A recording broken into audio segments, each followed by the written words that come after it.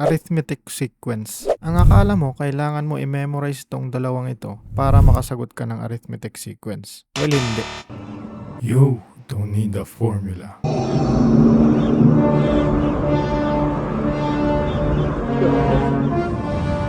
Nuh-uh. The fuck you mean? Nuh-uh.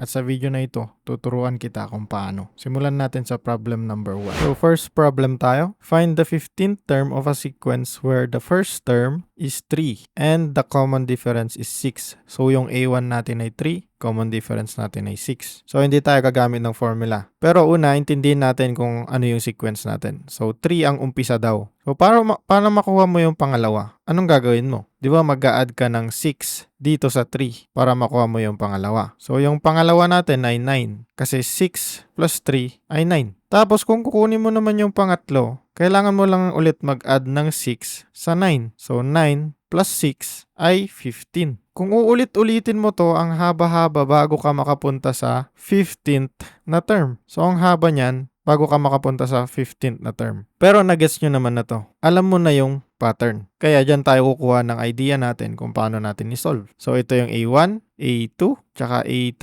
Yung AAA na yan, ibig sabihin lang yan, ito yung first term, second term, tapos third term. Ang hahanapin natin ay si A15 or yung 15th term. Okay, wag muna natin siyang intindihin. Tingin ka muna dito. I-explain ko sa'yo kung paano mo masosolve si A15 nang hindi gumagamit ng formula at hindi gumagamit ng manual. So hanapin natin si A3. A3. Para mahanap mo si A3, ilang common difference, kunwari ang given sa atin ay ito lang, yung first term lang. So A1, 3. Ito lang yung given sa atin. Para mahanap mo si A3, ilan ang idadagdag mo kay A1? Ilan ang idadagdag mo? So mag-a-add ka kay A1. Ilan ang idadagdag mo kay A1 na common difference? Di ba dalawa? So lagay mo dito 2 times yung common difference na 6. Pwede ring 6 plus 6. Pero para mas maintindihan mo, dapat yung 2 yung gamitin mo. Dalawa kasi yung kailangan mo na 6 para i-add kay A1 para makuha mo si A3. Dalawang 6. Yung 6 na yan yung common difference. Diba? So, para hindi mo na kailangan isipin kung ilan yung nasa gitna or ilan yung i-add mo, ang gagawin mo lang ay kunin mo kung pang ilang term yung kinukuha mo, tapos yung term na gagamitin mo. Bale, 3 minus 1 is equal to 2. Ibig sabihin, dalawang common difference ang gagamitin mo para makaabot ka kay A3 or sa third term. Ito yun. Inisip lang natin, di ba? Para makuha mo yung third term, ang i-add mo kay A1 or ang first term ay dalawang 6 or dalawang common difference. So, kunin natin si third term. Third term ay equal sa itong given sa atin na first term, 3 plus ilan yung i-add natin dito sa first term, 'di ba? Dalawa na common difference. Ano yung common difference natin? Given din na ito, 6. So 2 times 6 ay 12. 12 plus 3 ay 15. Nakuha na natin nang hindi gumagamit ng formula na ito, 'di ba? So alam na natin yung pattern at kung paano natin intindihin. So tanggalin na natin to at hanapin natin si A15. Okay, back to 0 tayo. Ang given sa atin ay A3 lang, tapos si common difference na 6. So burahin natin to. Ayan, ang given lang natin ay A3 tapos common difference na 6. So kukunin natin si A15. Sulat natin si A15. A15 ay equal sa, so kunin mo yung given sa'yo. Ang given mo ay A1. Galing kay A1, ilan ang i-add mo na common difference para makuha mo si A15? Ilan yung term na nasa gitna nila kasama si A1? Ang gagawin mo lang, o di kunin mo yung kung pang ilang term yung kinukuha mo, minus mo sa ginagamit mo. Yan ay 1. Equal yan sa 14. So 14 na common difference. Ang common difference mo ay 6. Di ba? So 6 na yan. Tapos given si A1 mo. Yan ay 3. So palitan mo ng 3. 3. So ang A15 natin ay 14 times 6. Ito ay 84. Tapos i-add mo si 3. Yan ay 87. So ang A15 natin ay 87. Ngayon gamitin natin si formula. Tignan natin kung tama ba. Ang formula natin ay AN is equal to A1 n minus 1D. AN, yung 15 mo, is equal to A1 plus n, which is 15, minus 1 tapos yung D mo na 6. So, A15 is equal to, yung A1 mo ay 3 plus 15 minus 1 ay 14 times 6. So, tingnan nyo, pares lang. Di ba? Pares lang. E di 87 din yan. A15. So, hindi mo kailangan i-memorize tong formula na ito. Kailangan mo lang intindihin kung ano ba yung sequence. Okay, dito naman tayo sa sum. So, kung gusto mo to i-memorize, sige, i-memorize mo. Pero ituturo ko sa'yo kung paano intindihin. So, intindihin natin tong formula na ito. Sinasabi, para makuha mo yung sum nung mga terms, kailangan mong kunin yung average ng first term at saka yung last term ng terms na gusto mong ipag-add. Tapos, i-multiply mo kung ilan yung terms. Okay? Para maintindihan natin yan, tignan natin yung problem. So, ito yung sequence natin. Nilista ko na. So, 15 yan lahat. Sabi dun sa formula, yung Sn equal to yung average daw nung una mong term, tapos yung last term mo dito sa sequence na to, average. So, ipag-add mo yung first, tapos yung last, 3 plus 87, average. So, di ba pag nag-average kayo kung ilan yung ina-add nyo dun, yun yung number na ilalagay nyo dun. Kunwari, 1 plus 5 plus 8.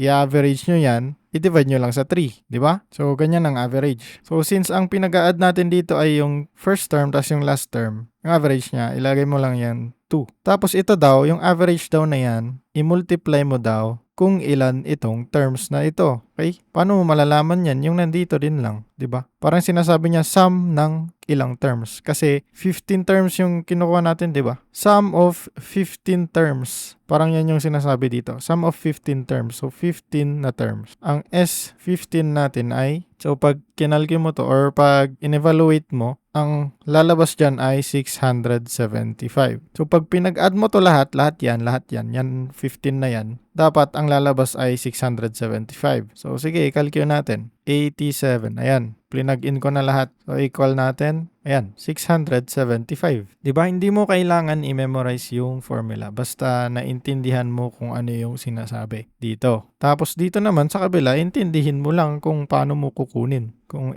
sa A15. Kunyari, kung A15 or kunyari A100 pa kung gusto mo eh. A100, tapos ang bigay sa'yo kunwari A41. Oh, para makuha mo si A100, ilan ang idadagdag mo kay A41 na common difference? Idadagdag, so add na common difference. Ilan? So kunin mo lang ito, tapos ito, 100 minus 41. Itong ibig sabihin nito, 41, 42, 43, papuntang 99. Kung ilan tong mga to, yun yung bilang na idadagdag mong common difference.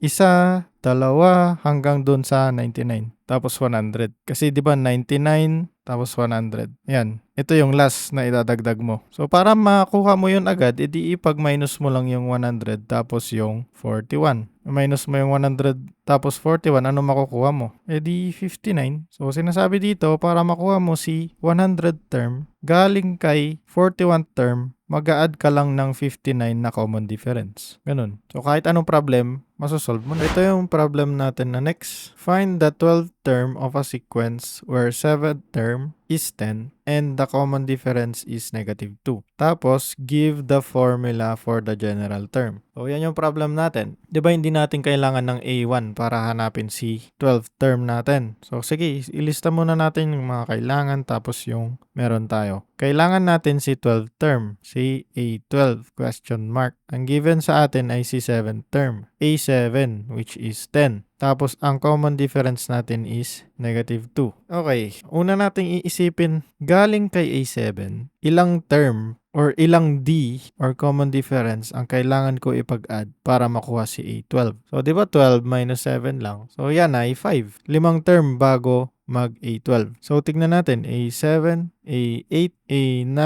A10, A11, A12. So, ilan yung i-add natin? 1, 2, 3, 4, 5. Diba? 5 na D. Pag ayaw mo ilista yan, tapos magbilang, edi 12 minus 7 equals 5. Ganun lang. So, kung nalaman mo na yan, madali na lang. Di mo kailangan ng formula. Para makuha si A12, yan ay, kunin mo yung given sa'yo. Si A7, ilan ang idadagdag natin kay A7 para makuha si A12? So, magdadagdag tayo. Ilan ang common difference? So, common difference ang idadagdag natin kay A7 para makuha si A12. Di ba 5? 5. So i-plug in mo si A7 dito, yan ay 10. Ang A12 mo ay 10 plus 5 times negative 2, yan ay negative 10. So 10 minus 10 ay 0. A12 mo ay 0. So nakuha mo na si A12 agad-agad. Di mo kailangan mag-memorize. Inintindi mo lang talaga yung sequence. Next na, kailangan natin daw ay give the formula for the general term. So para makuha natin yan, kailangan natin si A1. O di hanapin natin si A1, walang problema, di ba? Kasi naintindihan na natin eh. Ang gawin natin, edi A7, siya yung meron eh. Si A7, okay. Para makuha natin si A7, ilan ang idadagdag natin kay A1 na D? Di ba? 7 minus 1, 6. Edi plus 6 na D. Ay yung D mo ay negative 2. So si A7 mo ay 10. So palitan na natin si A7. 10. Kunin natin si A1. O di 6 times negative 2, yan ay negative 12. Tapos ilipat natin doon sa kabila. Ang A1 natin ay equal sa 10 plus 12. A1 is equal to 22. Okay, nakuha na natin si A1. So pansinin nyo, si A12 mas maliit kaysa kay A1. Bakit? Kasi yung common difference mo ay negative 2. So nababawasan si A1 papunta kay A12. Minus 2, minus 2, minus 2, ganun. So kunin na natin si general term. Meron na tayong A1. Paano? E di sabi natin AN, ito yung kukunin mong term, ay equal sa A1 plus, ano yung pinagmaminus natin? Yung nandito. Ilan ang ipla-plus natin kay A1? Diba para makuha yan, kinukuha lang natin to, tapos ito pinagmaminus natin, n minus 1. So ilagay mo dyan, n minus 1 times yung common difference, diba? Ito times natin to lagi sa common difference na negative 2. Yan, so i-plug in mo si A1, AN is equal to, ito yung A1, 22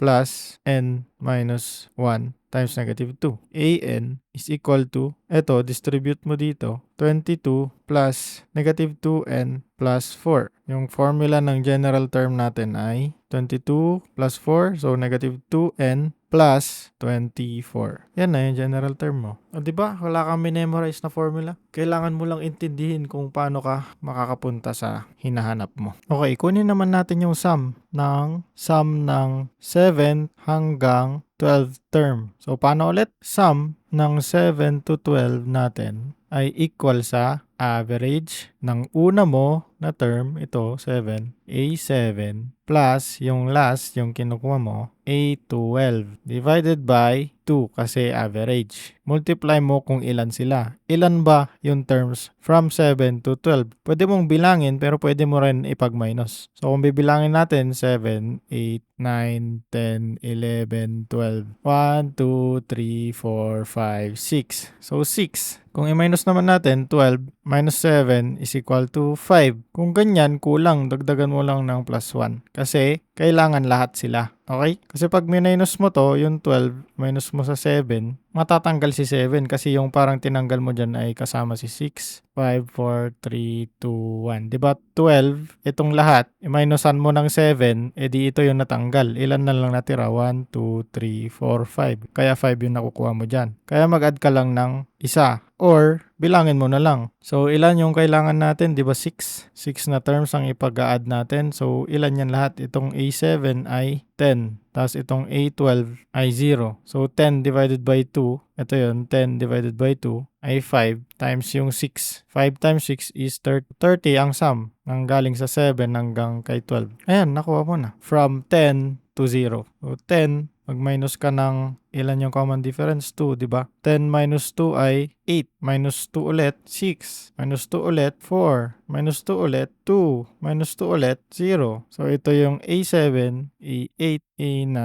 A10, A11, tapos A12. Pag add mo lahat to, 30 dapat. 10 plus 8, 18, plus 6, 24, plus 4, 28, plus 2, 30. Diba? Kuha natin. Di tayo gumagamit ng formula. Alam lang natin na yung average ng first at last, multiply mo kung ilan sila.